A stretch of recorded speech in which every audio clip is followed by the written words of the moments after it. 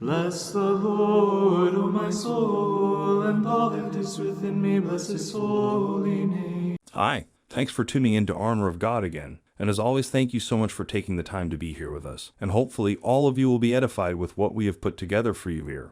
Well, this is going to be yet another compilation of my recent interview with Father Joseph Iannuzzi and Father Francis, and it would be an understatement when I say that some of you had issues with some of the explanations shared in the interviews, respectively. But just remember this: firstly, I am not presenting the Catholic influencer's view in these videos. Instead, I am presenting the views and explanations of two priests with solid background. And secondly, even if you disagree, please do so without insulting the priests, and I don't mind if you unsubscribe because you disagree. That has happened many times before, but I am not going to stop sharing something out of fear that people will unsubscribe because they disagree. This has always been my approach and will continue to be my approach. But before I share you the clips of those interviews, I'd like to share this very interesting question someone asked Father Reehil recently, and the question goes like this. Do all possessed people who die without being exorcised go to hell, specifically those who are cursed by a Masonic forebearer or commit suicide? No. Oh, no. Being possessed is not a sin. Now, the thing that got the demon to go into you could be a sin. So let's say you were practicing witchcraft and then you got possessed. As long as you would confess that sin, you would be okay with God, because the torment of the demon is not a sin. I mean, if anything, it's their sin, but they don't have the ability to accumulate sins. They're permanently damned. So, no. And in fact, people who commit suicide, I would say they're not in the right state of mind, because a person with a healthy mind doesn't want to kill themselves. So I would say that they would not have full knowledge and understanding of what they're doing. And there's a woman named Maria Sima, who was a mystic in Austria. She died about 10 years ago or so. And she received the souls from Purgatory her whole life. And she developed somewhat of a relationship with these souls. She writes in her book that she never met a single soul who committed suicide that wasn't at least in Purgatory. Now, I'm not saying everybody who commits a suicide is getting to heaven, but that was her experience. Whenever she encountered a soul that killed itself, they were at least in Purgatory. And sometimes she would be asked about relatives from people, are they in Purgatory? And if she got no answer, that meant they weren't in Purgatory and they weren't in heaven. So, but she never had one who did do that was in hell. So that gives us great hope for the people we know who've committed suicide. Now for the clip of my interview with Father Iannuzzi here, it will be in regards to one of the topics we've all covered together before, about a priest supposedly being in a state of perfect possession by the demon and at the same time performing Mass. And here's his answer. If I understand the question correctly, the former Jesuit who passed away, Father Malachi Morgan, spoke of a perfect possession. Well, that expression is not, let's say, unofficial expression, perfect possession. We just say possession. There's no imperfect possession, there's no perfect possession, although people mean a full-blown possession by using the adjective perfect. We simply say perfect. We simply say possession when it comes to a person who's possessed by the devil. And the question is it true, according to what some say, that a priest can be possessed and even perform the Mass during his possession? The answer is no. The answer is no.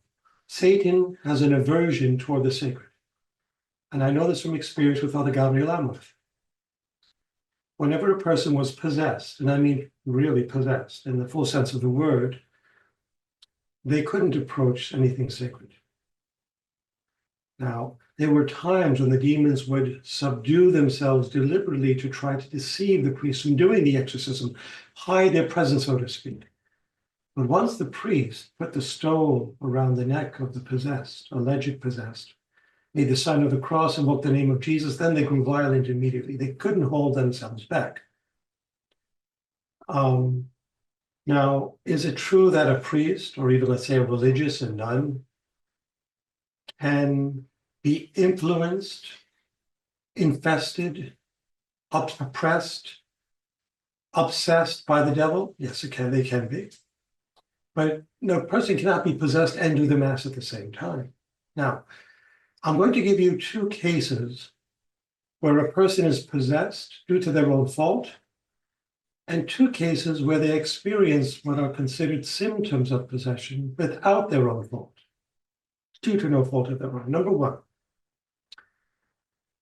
these are two that are not responsible for their own condition, whether it's diabolical oppression, obsession, oppression, vexation, infestation.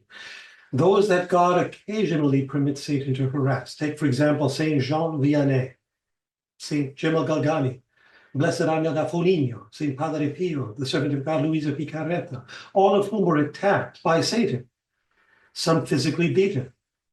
The purpose of their diabolical afflictions was due to no fault of their own. They allowed themselves to suffer to save souls, and God permitted Satan to be a means of their suffering with their consent. And their sufferings imposed by Satan purify them yet further and enable them to amass more merit by offering up their torments for other souls. In fact, there was a case I personally knew about when I was working with Father Gabriel Amworth in Rome of a daughter of a Salesian priest who was possessed. The priest couldn't help her. Father Gabriel Amworth, along with Father Monsignor Corrado Balducci and other exorcists, tried to exorcise her and banish the demons, but after several attempts, they were unsuccessful. So Father Gabriel Amworth went to Medjugorje to ask one of the seers to ask the Blessed Mother why these demons won't leave.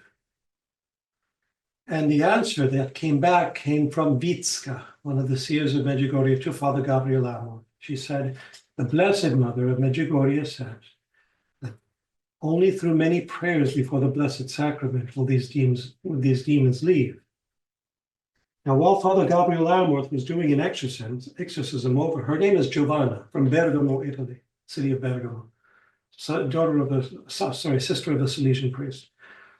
While Father Amworth was doing one of many exorcisms over her, he inquired in the name of Jesus, in the name of holy obedience, for the demons to reveal why they're there. And they said, she is a martyr and a saint. Through her sufferings imposed by us, she has saved over 1,000 priests' souls from hell.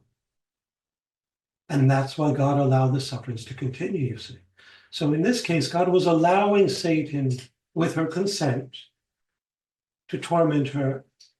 And through her offering up of these sufferings, however diabolical they were, she was saving souls from hell. Okay, that's one case. Another case where someone is not responsible for their diabolical affliction are those who, due to hexes, curses, evil eyes, spells, macumbas, fall victim to Satan's attacks. And one case was this woman I just mentioned, Giovanna from Bergamo. It was the result of a curse upon her while she was in her mother's womb from another. But the symptoms did not manifest themselves till later in life. Same case with Anneliese Michel, that they made the film about, entitled The Exorcism of Emily Rose. It was a true story. The film's about 80%, 85% true. The priests never went to jail, as the film shows. They were given time spent sentences, but she was free shortly before she died from her diabolical affliction. But she was, despite being attacked by the devil, offering up the suffering for the salvation of souls. In these, there is no fault. They are victims, and they have come to accept and unite their vicarious sufferings with those of Christ for the salvation of souls. Now, there are two cases where people are responsible for their diabolical affliction. One, those whom Satan attacks who are culpable, who often expose themselves to bad persons and places, like fortune tellers, tarot card readers. Out of curiosity, they participate in seances, satanic rituals, blood covenants, or they invoke the dead. All of these practices put the soul at risk of receiving an evil spirit that won't leave, and even possession itself.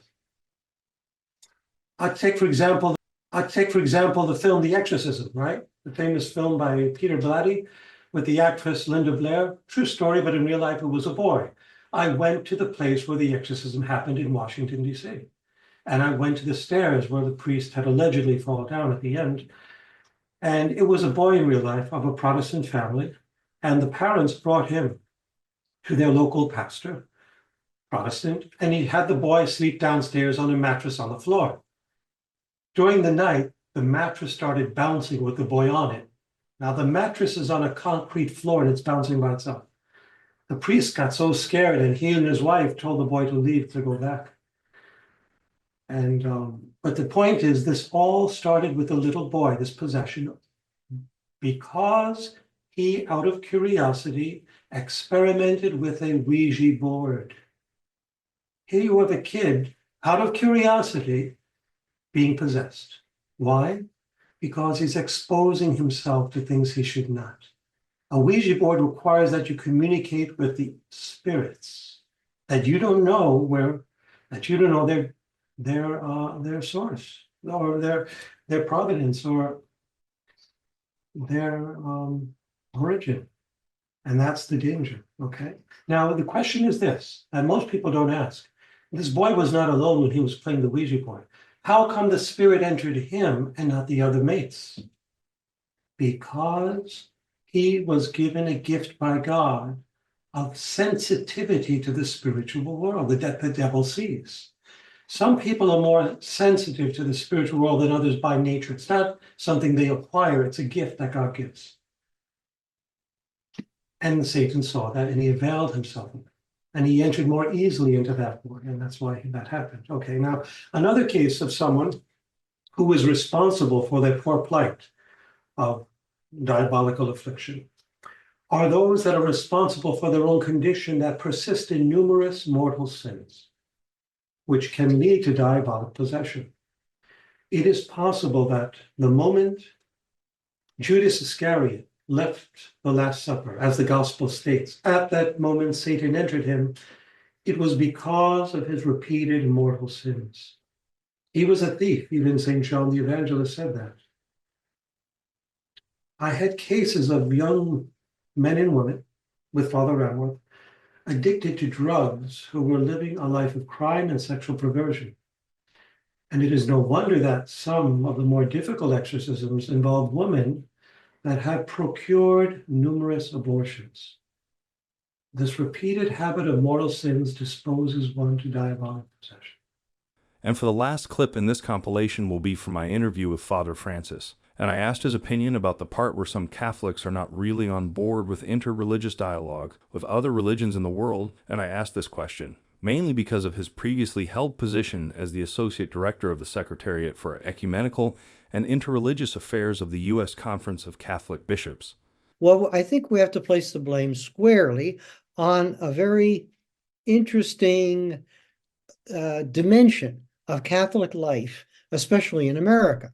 And that is that many Catholics are being constantly bombarded by proselytizing efforts on the part of extremely fundamentalist, and I mean extreme, fundamentalist Protestants, okay, who go around telling the Catholics that you're not even really Christians, all right? So they're denying the legitimacy of Catholic baptism. But they're also denying the legitimacy of the fact that the Catholic Church claims to be the continuity of the apostolic community in the first century, of Jesus and the apostles. So they are denying all of this, negating all of this, and confusing many Catholics with their criticisms of the Catholic Church. So in a strange sort of way, a bad form of ecumenical dialogue has created a climate in which Catholics are afraid of our historically very creative dialogue with other world religions. After all, Islam, just as an example, grew up in the Middle East, and right from the very start, there were contacts between Eastern Christians and the first Muslim community, all right? With Buddhism, there are many interesting historical developments down through the centuries where there was contact between Christianity and Buddhism. And the same thing with Hinduism. The Catholic Church was in India, probably starting in the first century with the Apostle Thomas And there were many interesting developments down through the centuries of the Christian community in India, all right? And there may even have been contacts. There's a very interesting inscription from North India, which indicates that there were contacts between Hindus and Catholics loyal to the Pope in India in the Middle Ages, all right? And there are many documents and diaries and evidence for these contacts. So there's all this history behind us. And even in the great period of the missionary activities of the church in the 1600s and 1700s, many of the missionaries wrote home about what they experienced with other world religions. So we have a long history of knowledge, a long history of experience with dialogue, all right? Not all of it was accurate, not all of it was perfect. That's life, right? But it was there. And we knew a lot and reflected a lot on these relationships. Now, all of a sudden, we're being slammed, you're not Christian, which is ridiculous. And then your dialogue with these other world religions is a dialogue with something that, well, is downright evil, all right? And so some Catholics have had their thinking distorted by this. It's very, very serious because the Second Vatican Council, in its document Nostra Aetate, but also in several other documents, makes it quite clear that there is supposed to be a dialogue. In fact, it's obligatory.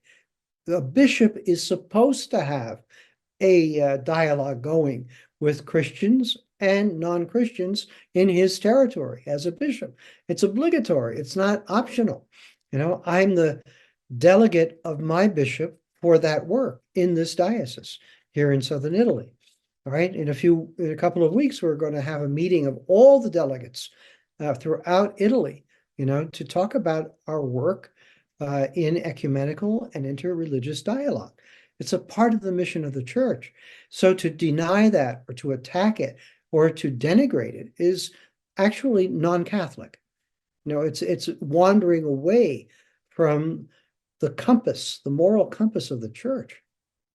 Very serious. I can recall in 1992, I was able to get tickets, and I didn't even expect to get seat number 1 and seat number 2 in the great audience hall, and there's Pope John Paul II right in front of me, okay, coming up to me. And with me was a young Buddhist monk from Nepal, who was in charge of the education of the young monks. All right. And so he and I were there in seat number 1 and seat number 2. And the Pope came right up to us. And I really wasn't expecting this. So I was a little shaken, There we have the Vicar of Christ right in front of me, and of course we know he's a saint, and he had such tremendous power and presence, especially in that time of his pontificate. And he said, and he points straight at me, you must continue this dialogue with the Buddhists. And he pointed straight to my heart. And I have a photograph of that. It was unforgettable, really important, because a few years later, when I went to Nepal and continued my work studying about Buddhist communities and living with the communities up in the mountains of northern Nepal, I remembered those words of the Pope many times. And I remember being confronted by a Catholic from Europe who said, oh, well, the Pope doesn't like when you're doing this.